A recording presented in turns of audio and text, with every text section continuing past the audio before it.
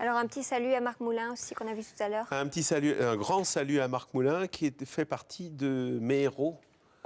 Et quand un héros peut devenir votre ami, c'est vraiment magnifique.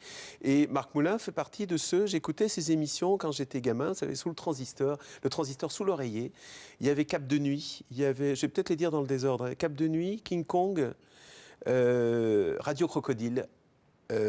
Et donc là, j'avais, je sais pas, moi j'avais 13, 14, 15 ans, 16 ans. Et puis j'écoutais ces émissions qui passaient tard le soir et qui se terminaient généralement par une brabançonne, parce qu'à l'époque, il fallait terminer les C'était programmes avec obligatoire. une brabançonne. Voilà.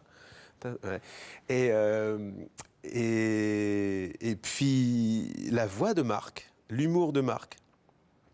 Les choix musicaux de Marc, il pouvait enchaîner n'importe quoi à la radio.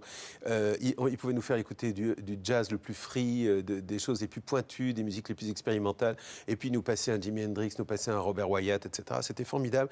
Il parlait de la musique avec passion et avec humour. Et c'est le genre de mec qui a, ouvert mes oreilles, et qui m'a dit d'une manière implicite, en l'écoutant, il m'a dit, tu peux parler de la musique comme ça, comme tu aimes en parler. Il ne faut pas être expert. Alors lui, c'était un grand musicien. En plus de ça, il savait de quoi il parlait. Moi, je revendique aujourd'hui ma totale incompétence et ma totale méconnaissance de la musique. Je n'y connais rien. C'est pour ça que je l'aime, et c'est pour ça que je pense que je peux en parler de manière à peu près vierge chaque fois.